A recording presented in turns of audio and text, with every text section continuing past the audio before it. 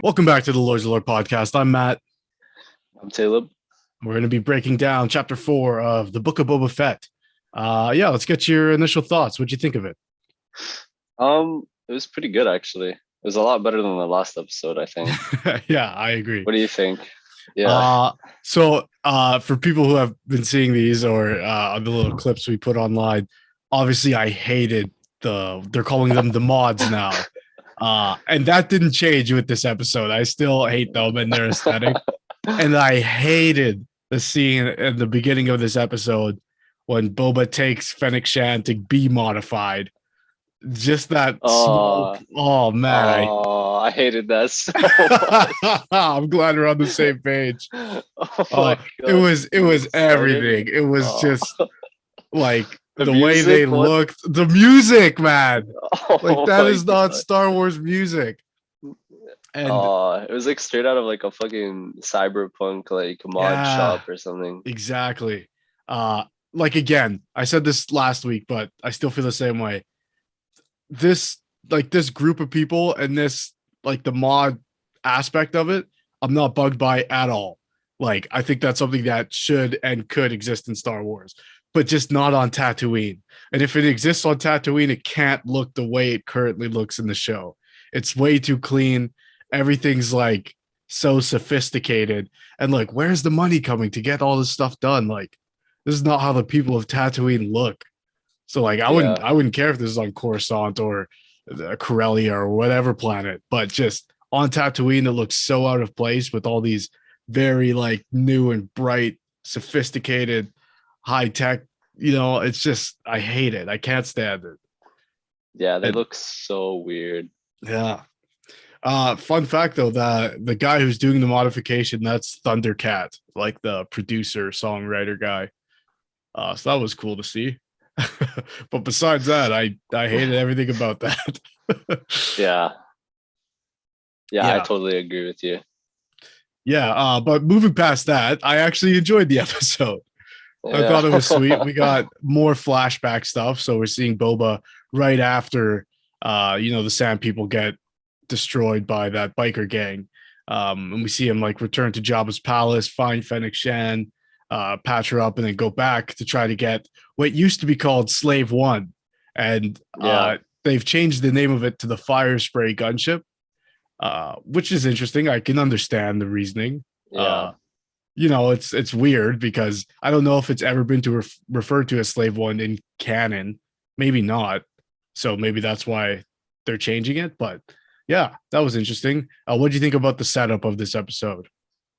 I thought it was pretty good, to be honest.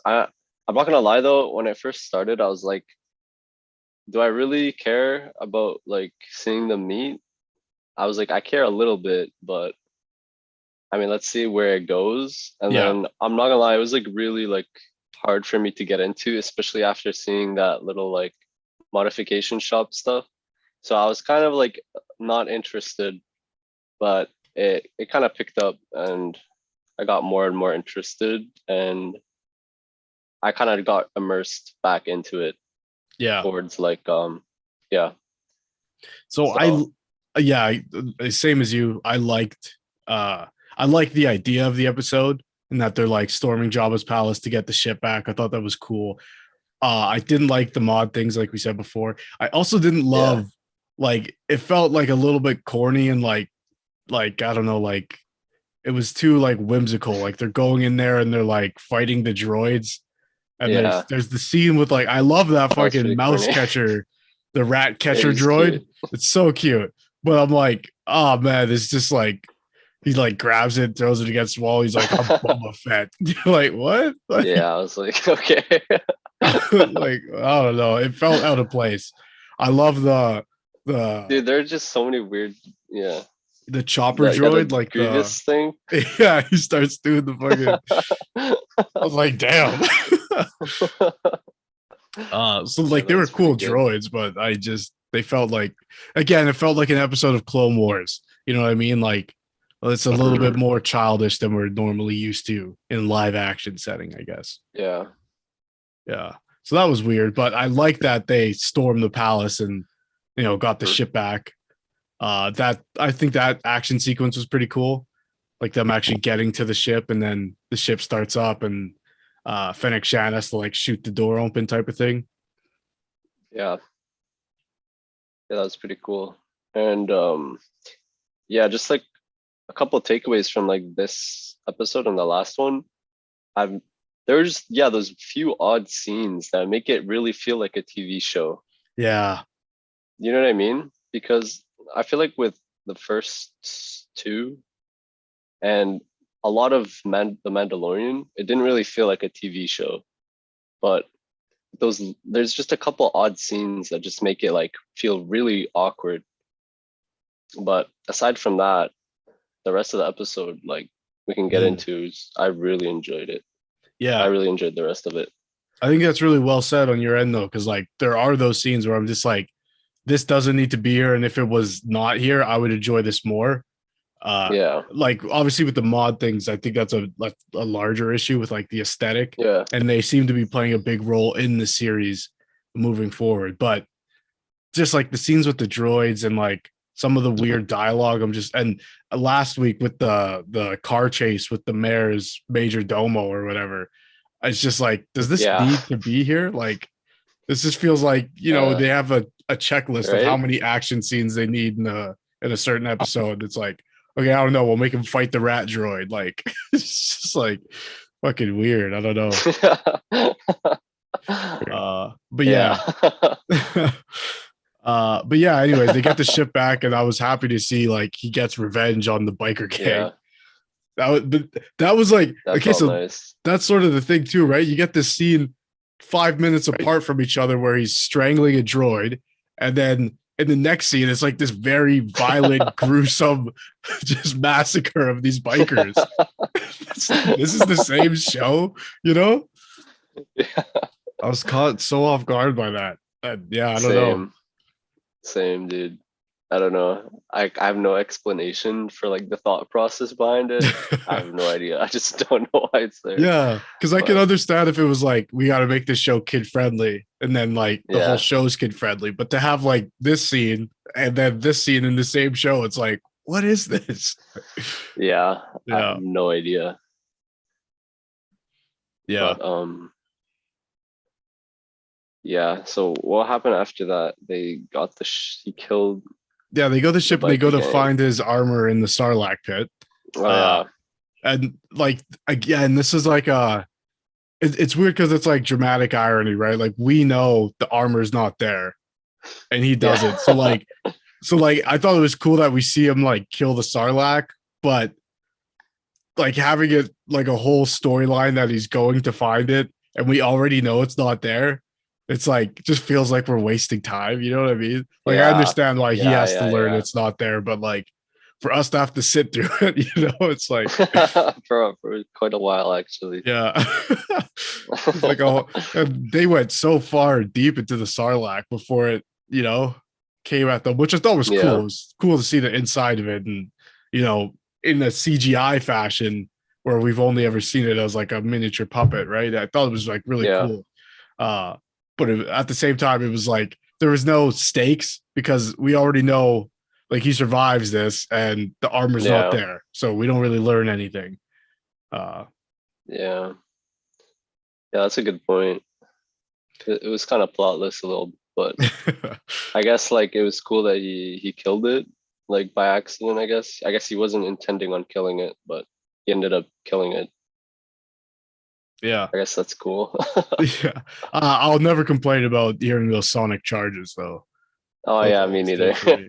There used to be there is I think it's like Rogue Squadron Rebel Strike GameCube game I had, and you could play as like Slave One or one of the Jedi Starfighter things from Episode 2, and they were the only ones that had those sonic charges. I just used to spam it, like little beats out of sonic charges. But I think one of the cool things about this scene with the Sarlacc and stuff is we get like that sit down conversation between Boba and Fennec, where he's talking about like how he's going to do things differently and how he's going to cut her in on, you know, the spoils of what he's going to do. And then we see like that bond actually form. Yeah. And then it cuts, like the next thing we see is like him in present time talking with all like the house leaders of Tatooine, being like, I'm going to do this with or without your help, but just promise me you're not going to go behind my back, kind of thing. Yeah. So where do you think this is leading? What do you think of those scenes? I thought that they were actually really, really important, and because I was questioning what he actually wanted with the position, Hmm. because we never really knew why he wanted it. Yeah. Like, but this scene actually explained a lot of his intentions, so it made a lot more sense to me with what he's doing moving forward and transitioning into that. I thought the scene was cool, especially when the ranker Yeah. like popped up. Yeah. It showed a little like gave Boba some power because I feel like he's been soft, Yeah. or at least I've been seeing people like complaining that he's been too soft. So I guess like he's coming kind of full circle. He's got yeah. So moving forward though, shit. I don't know if we should get into it yet. Is there anything else we should go over before? I don't know. What am I missing? Is there something you were thinking of? Um, well, the Chrysanthemum scene was fire. Seeing Oh him yeah. like Yeah. dismantle someone, that was fire. Because we've always heard it, right? Like back from A New Hope, where it's like, yeah, if he loses the game of hollow chess, he'll rip your arms off. So we know Yeah. Wookiees can do this. And then the way he's holding him, I'm like, oh man, this is gonna be, I thought it was gonna be both at the same time type of thing. And just like how shitty the arm looked, like reminded me of episode 4, where Obi-Wan cuts Yeah. that guy's arm off. It's just like, I don't know. I loved it though. It like very Yeah, like that scene was aesthetically hard. pleasing. Yeah, and just seeing him like drink and just eye down the Trandoshans, just like getting Yeah. cheesed. I'm like, yo, this guy's gonna snap on them. And Yeah. it was just funny as hell. Some bar fight. I loved it too because like there is a lore based beef between Trandoshans and Wookiees. Like Yeah. Trandoshans like hunt Yeah. them. There's that episode of the Clone Wars where they're hunting them and stuff. So I thought it was cool that this guy's just sitting in a bar and just like, you know what, fuck these guys. Uh, yeah, that was a fun scene Yeah. for sure. Yeah, and I was happy we got to see him again. I knew he would just pop up again somehow, and working with Yeah, Boba, perfect fit, I think, because he's a dope ass character. I definitely yeah, want to see like more of him. yeah, and I'm excited too because I felt like the way they used him last episode was like if that was it for him, I would be kind of disappointed because he's like this very feared bounty hunter, and it's like, I want to see Mm, that. And same with Boba, right? And I think like you were saying before, like where they're sitting down having that scene, like after they explore the Sarlacc, Boba says something along the lines of like the Sand people like accepting him into their culture has like changed who he yeah, is because now he understands yeah, the importance of like family and tribe and stuff. Um, so he is softer, but but he says like, no, now that actually made me stronger. Now I realize the things that yeah, make a person strong, right? yeah, So again, like that theme of like tribe and family, I really hope at some point in this series, whether it's season 2 or at the end of this season, we see him like try to figure out like who Django was and like where that side of the family sort of comes from, right? Like I'd really like to see him like yeah. who is Boba Fett, because we only know he's a clone and like Mm, he was a bounty hunter for like 20 some years and now he's like an older man, and it's like, but like who is he now? He's trying to be a leader, but like I want to get back to like the roots of who this guy is type of thing. So yeah, I don't know where it's yeah, gonna because go. if he's Like gonna start his own Mike's, clan, sorry, go ahead. yeah. Sorry. Yeah, because if he's gonna start his own clan, then you're totally right. I feel like him trying to figure out who he really is would be really important to that, Yeah, yeah, and if he's gonna lead or everybody in, house. yeah, house, yeah. Yeah. If he's gonna create a house like that, there's got to be like a sense of identity beyond just I feel smarter than the people I've worked for before. Uh, but like it's cool Mm, now to see the families start to get formed. Like we got Fennec, now we yeah. got the mods, we got the Gamorreans, the one droid, and now we got Black Chrysanthemum, right? So it's like Yeah. I really hope that like we're getting even, and this is where I think we're gonna get the cool Easter egg type characters. Like when if Boba Fett's operation starts bubbling up and people start hearing about it, and like he has Yeah, connections within the underworld. So like, are we going to see like a Bosch or like a Dengar or even Cad Bane show up and become a part of this thing? Right. I'm like super excited of like if this yeah, organization starts to create waves, there'll be certain people who can't ignore it. And then is yeah, that maybe where we see Kira show up with Crimson Dawn, I think it's called, right? yeah, Uh yeah. I think that's it. So yeah, I don't know, like that would be pretty sick to see all that stuff come together. And then obviously the implied war with the Pikes is about to go down.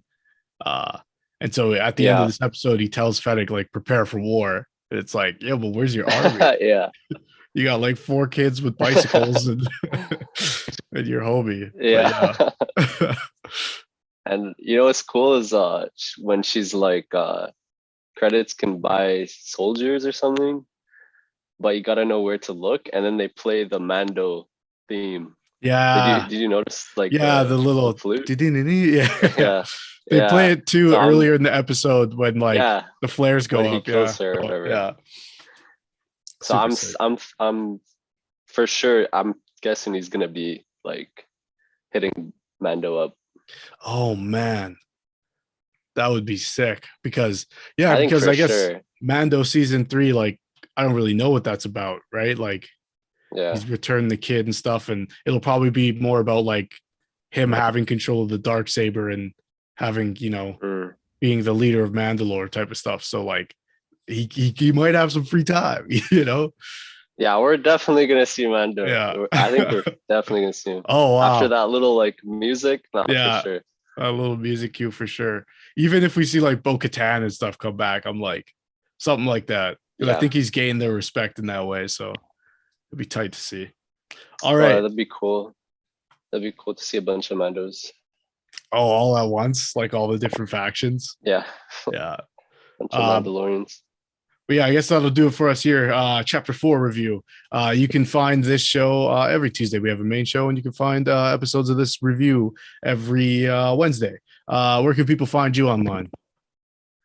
Just at Taleb Shukair on Instagram and then T Shukair on Twitter. Nice. Yeah. Thanks for watching, and we'll see you guys later.